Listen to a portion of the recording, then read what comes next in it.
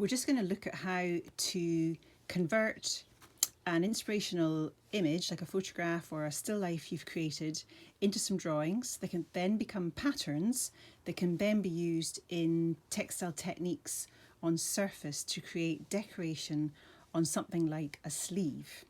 So looking at the inspiration, you could create your own still life, but you can also photograph. Now this is a book, it's not my photograph, but just to show you, you could photograph details that you want for inspiration. This is a nature one on a beach, and one over the page here is one which has got lots of found objects in nature. It's got lichen, moss, twigs, berries, all sorts of things. So within that we've got a huge amount of information, and we only want to select some little areas of this to create some artwork. So I'm going to show you and talk about what that is. So from this we would select a small area, and that small area has got lots and lots of details. So if I come in here, if you start to see, you can see that you've got some pine needle shapes, and what we want to do is imagine taking a little square over the top of an area, and there's another area here, do similar, there's sort of bamboo sticks here, imagine a little square here, and what I've done is you can see there's a little drawing of these areas. Do you see here, which mimics or is taken from this area of the picture, and then I have the one underneath this drawing here, which is taken from, if I can just hold it up, this area, which I know is quite hard to believe perhaps when I'm showing you that, but when you start to go in a bit more closely and really look at detail, the shapes I've drawn are very simple shapes. There's not many of them. It's quite selective. It's not exact. It's not like I'm drawing a perfect picture of what I'm seeing, but I'm taking elements and shapes that I like, that I think I'm going to use to create some decoration on a textile piece. So first way I'm going to show you to do that is to use a soluble pencil on a bit of paper, and then we're going to use over the top some biro. I've got some examples of that kind of artwork here. So you would imagine these are, I don't have the source of where this is from, but it shows you we've got the soluble pencil in the background, and we've used a biro to pull out some lines of what we can see. That is actually a view out to sea with rocks in the foreground. But if you look quite closely, we've got a lot of squiggly lines, straight lines, quite free and random lines, and then these lines, if you imagine, can go into patterns.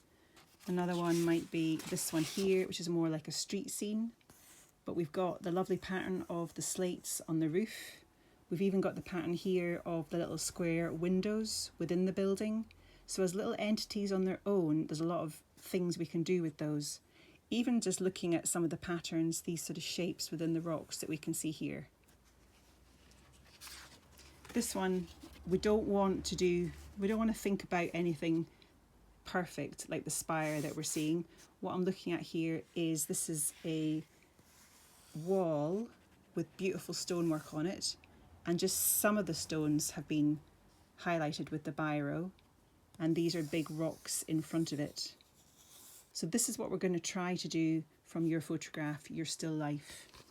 And what I'm going to use is a piece of cartridge paper, and you're going to use some water-soluble pencils. These are readily available in stationery shops or online. They're quite expensive. We've got some in college, these ones for you to use. So you've got 5 colours here. So I'm going to choose a colour. I'm going to go for the yellow. And the beauty of these is that they're chubby pencils and they're nice and soft. So what I would do is, and what you're going to do, is get onto your piece of paper that you've got, you're going to do some sort of heavy and thin rubbings all over the page. Then you're going to get, I have these, they're brushes that have water in them. You sort of unscrew it and fill it with water. But you can also use, if you don't have that, like a little jam jar. And inside here you have some water, and just use a brush. Where's my brush? So something like this, you could just get a nice chubby brush into your water and then soak it and dab it on top of that water soluble pencil. So when I start to do that, you be pretty liberal with what you're putting on. And what I want you to do is to almost create a square on your page. So not maybe quite to the edge, but near enough. And let that soluble pencil dissolve so you don't have any harsh lines left. But what you're creating is like a really nice, soft, varied background so that when we come to do our drawing with biro, we can go on top of that. So you'll see there, we've got some bubbles on it, which is just from me forcing the water onto it. The bubbles will dry off. So once you've got a lovely square like that, you see we've got some tones in there now. We've got some light tones and dark tones.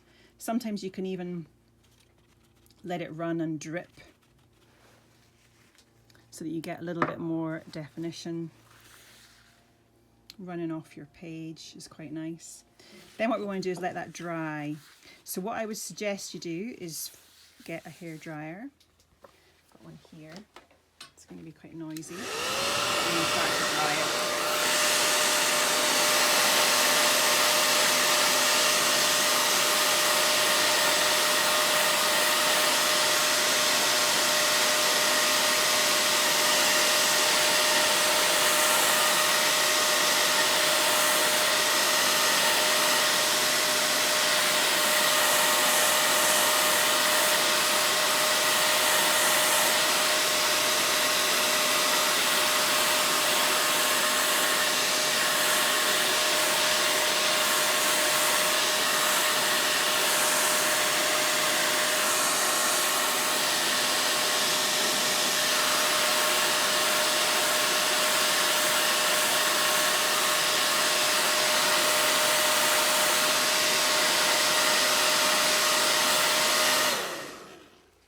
So once you think you've got that pretty dry, which we have, it's nice, it changes the dynamic of the surface of the paper. Suddenly you've created your own paper, which is going to be your background. So on top of this, what we're going to do, I'm just going to wipe away the wet on the table. We're going to use a biro now. And then you're going to look at your source. So because I don't have my photograph or a still life in front of me, I'm actually going to use some source from this book that you can see, and I'm going to be looking closely at an area in the book in the picture that I think is going to be quite interesting to draw some lines and shapes. So I'm going to focus on this area here. So this is like wheat sheaves. That's my dog whining in the background.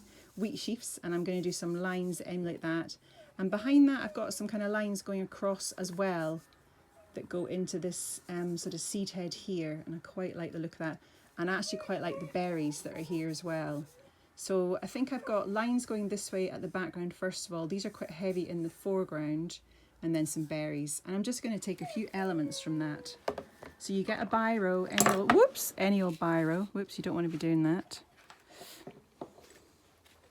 Catch that before it runs on. So any old biro, here we go, got that.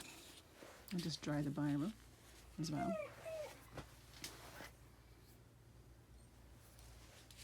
So like I said, we're taking these lines and these shapes.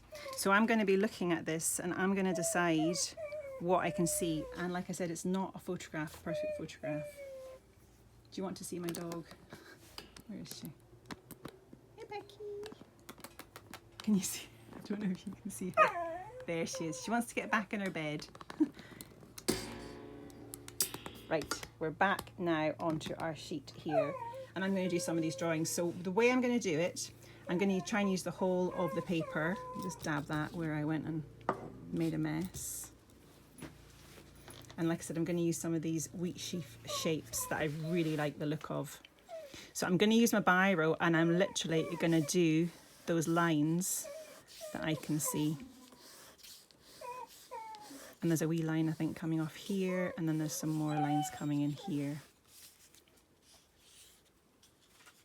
And then we've got our other shapes coming across here that are kind of like little knobbly bits, and I quite like the fact that they look quite knobbly, like that.